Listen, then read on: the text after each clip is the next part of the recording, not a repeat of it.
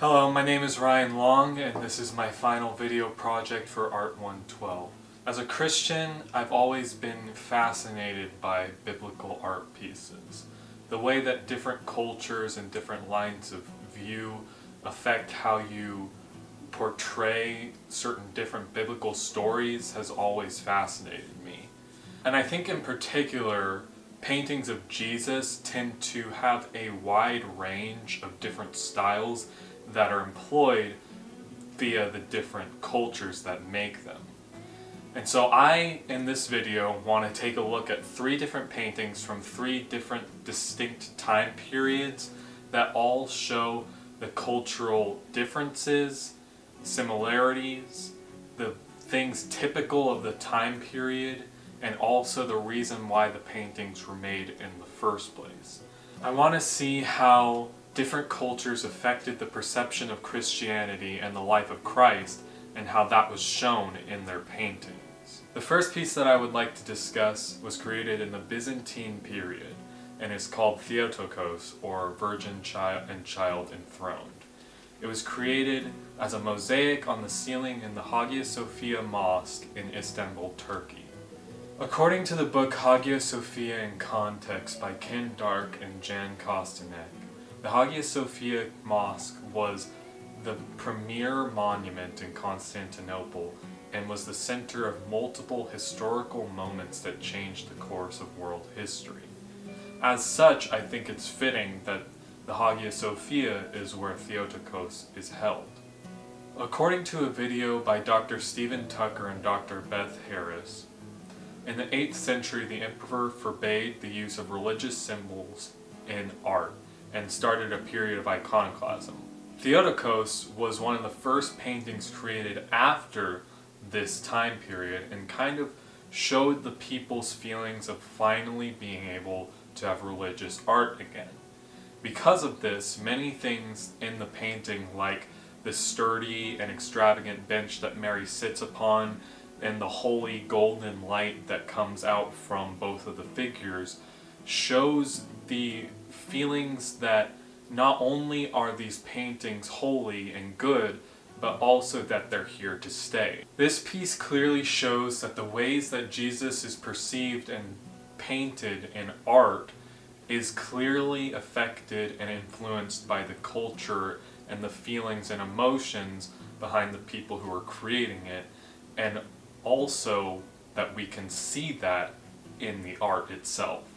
The next piece that I would like to talk about is one of the 3 royal portals in the Chartres Cathedral in France. These were all built from 1145 to 1155 AD. According to the book Universe of Stone by Philip Hall, at this point in time, people's views of God and his purposes in nature were being challenged. People started to believe that progression by faith and faith alone was no longer okay, and that man should start to develop individuality and its own strength. And part of this was shown in the creation of these giant cathedrals like Chartres Cathedral, because it showed that all this money, time, and manpower went into building something so great and considered so wonderful. These individualistic feelings are shown through their art as well, such as these cathedrals. In terms of the interior alone, it's very tall, very narrow, and it made for a perspective of God being far away up in heaven and man sort of down here by ourselves.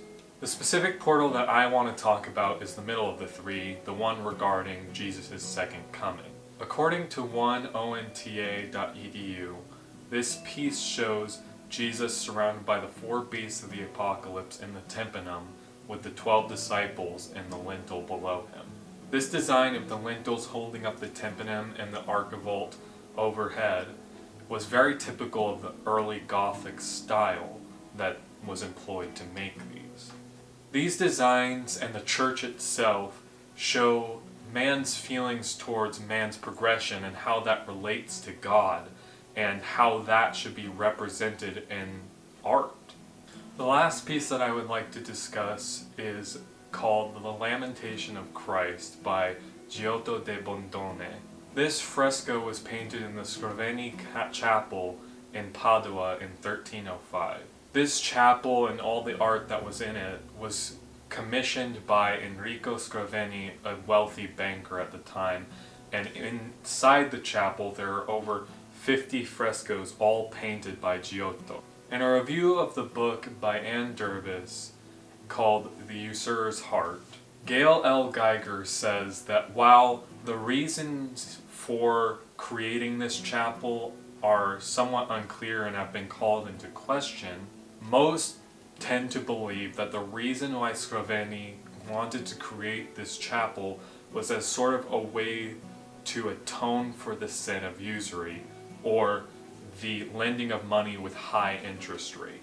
The painting Lamentation of Christ itself was painted by Giotto in a very revolutionary way.